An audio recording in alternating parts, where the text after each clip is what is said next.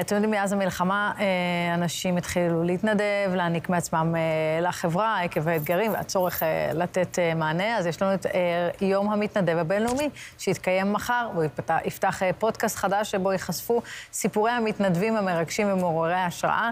נמצא איתנו אשר גרייבר, איש תקשורת ושדרן רדיו. בוקר טוב. בוקר טוב, עדן, שלום עודד. שלום לך. אז איך המלחמה השפיעה על כל כמות המתנדבים בארץ? השפיעה מאוד ולטובה, כי כולנו מאירועי 7 באוקטובר בעצם חווינו סוג של שוק המוני.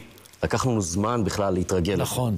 אז היו אנשים שנשארו בבית, פחדו וראו את החדשות ואת התבלה והכל, והיו אנשים שאמרו, אני רוצה לצאת ולעשות. לעשות משהו. ברגע שאתה נותן, אתה כבר נמצא במקום הרבה יותר בטוח, נכון. של כי אתה הזה שעוזר, וגם נותן לך ערך ומשמעות. וזה גרם להמון מתנדבים מתחילת המלחמה, אנשים שלא התנדבו עד היום כן לעשות את התהליך הזה ואת המהלך הזה. ואיפה יותר אנשים התנדבו לדעתך בתקופה הזו? איפה יותר?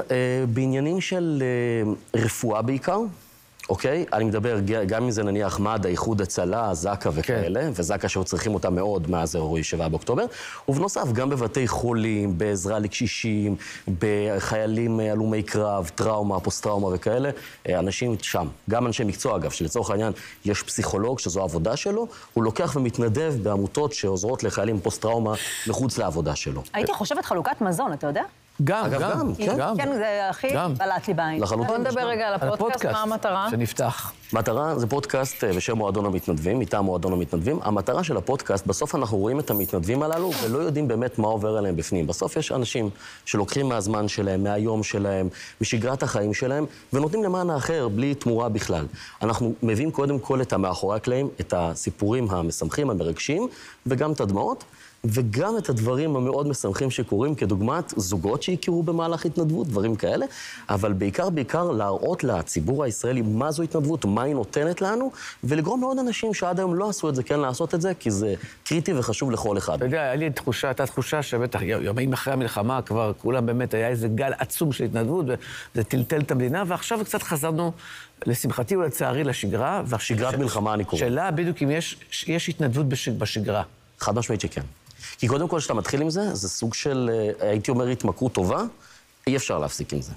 אתה רוצה את זה עוד ועוד, אי אפשר להפסיק עם זה. זאת אומרת, אלה שהתנדבו בהתחלה, לא הפסיקו להתנדב גם עכשיו, שכביכול יש הפסקת אש וכו'.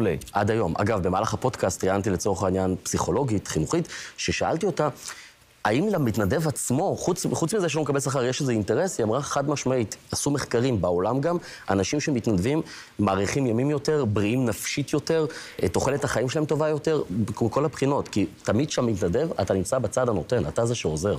זאת אומרת, הדרך בעצם אולי להתגבר על כל הקשיים שלנו הנפשיים, החרדות, בעצם הטריק הוא הפוך על הפוך. ללכת ולעזור למישהו אחר, להשפיע. להיות במקומות הקשים, כדי לעזור ולא להיות שם. ואז אתה בעצם פתרת לעצמך את הפחד ואת החרדה ואת הבעיות האישיות שלך. לחלוטין.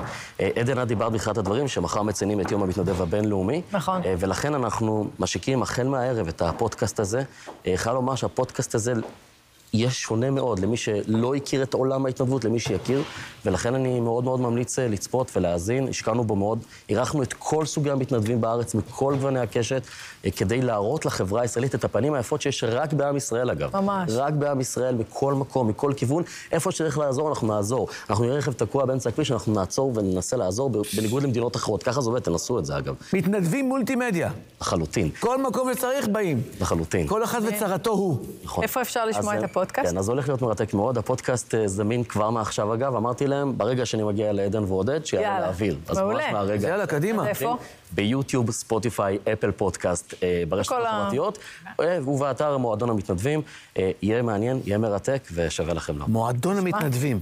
זה מועדון ששווה להיכנס אליו. כן. לא מועדון הגולף, מועדון המתנדבים. גם וגם, אגב, אפשר להתנדב גם בגולף. בדיוק. עם ילדים שצריכים את זה, תודה. אתה יודע מה? אתה צודק. הכל דבר, כל עוד הוא עושה טוב לאנשים, הוא שווה. נכון. תודה רבה לך.